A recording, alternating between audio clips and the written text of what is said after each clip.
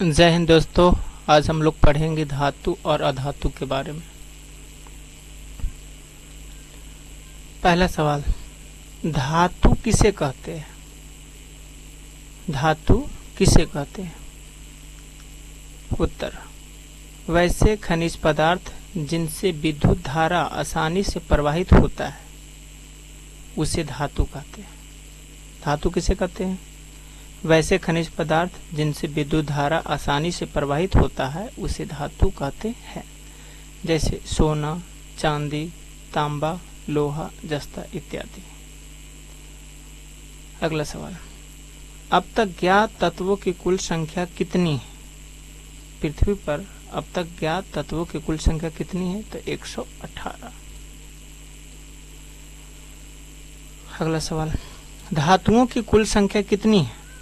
118 तत्व में धातुओं की कुल संख्या कितनी है? तो 88। धातु में कितने प्रकार के गुण होते हैं? धातु में कितने प्रकार के गुण पाए जाते हैं? तो 2 प्रकार के गुण पाए जाते हैं। पहला होता है भौतिक गुण और दूसरा रासायनिक गुण। धातु में 2 प्रकार के गुण होते हैं, भौतिक गुण और रासायनिक गुण। धातु के भौतिक गुण कौन कौन होते हैं? तो देखिए, निम्नलिखित जो गुण है धातु के भौतिक गुण है। पहला, धातु कठोर एवं चमकीले होते हैं, लेकिन अधातु भंगुर एवं चमकीले नहीं होते हैं। दूसरा, इसके घनत्व उच्च होते हैं। धातु के घनत्व उच्च होते हैं। अगर आपसे पूछेगा कि अधातु के भौतिक गुण, तो इसका अपोजिट हो जाएगा। अधातु के भौतिक गुण में हो जाएगा कि इसके घनत्व निम्न होते हैं। फिर धातु आघातवर्धनीय एवं तन्य होते हैं। धातु आघातवर्धनीय एवं तन्य होते हैं, जबकि अधातु आघातवर्धनीय एवं तन्य नहीं होते हैं। धातु विद्युत के सुचालक होते हैं और अधातु विद्युत के कुचालक होते हैं। इसमें इलेक्ट्रॉन त्यागने की गुण होती है और धातु में इलेक्ट्रॉन ग्रहण करने की क्षमता होती है।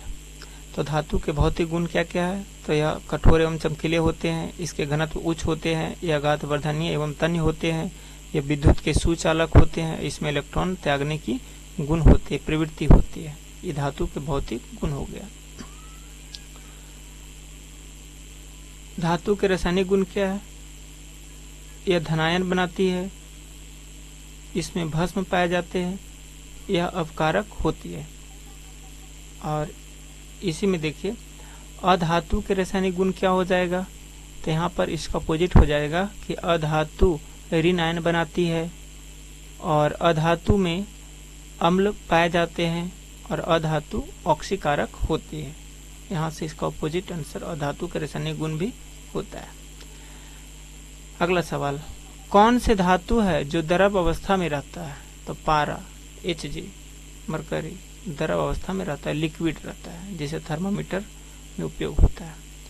कौन से धातु है जिससे विद्युत धारा प्रवाहित नहीं होता है? सभी धातु से विद्युत धारा प्रवाहित होती है, लेकिन एक कौन सा ऐसा धातु है जिससे विद्युत धारा प्रवाहित नहीं होती है? तो सीसा, Pb, जिसका एस गैलेना होता है, गैलेना। सबसे भारी धातु का नाम क्या है? तो ऑस्मियम।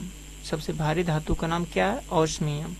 सबसे हल्की धातु का नाम क्या है? यानी सबसे हल्का धातु का नाम क्या है? तो लिथियम एलाइथिन। कौन से धातु को चाकू से काटा जाता है? कौन से धातु को चाकू से काटा जाता है? तो सोडियम एवं पोटेशियम को। अगला सवाल, किस धातु को केरोसिन तेल में डुबोकर रखते हैं? तो सोडियम, जिसका संकेत Na होता है, परमाणु संख्या 11 होता है। सर्वाधिक आघातवर्धनीय धातु कौन सी है? तो सोना, Au 79। धातुओं के राजा किसे कहते हैं?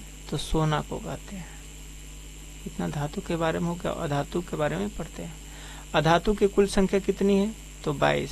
धातु 88, लेकिन अधातु 22। कौन से एक अधातु है जिनसे विद्युत धारा प्रवाहित होती है? सभी धातु से विद्युत धारा तो प्रवाहित होता ही है, लेकिन एक अधातु है जिससे विद्युत धारा प्रवाहित होता है, उसका नाम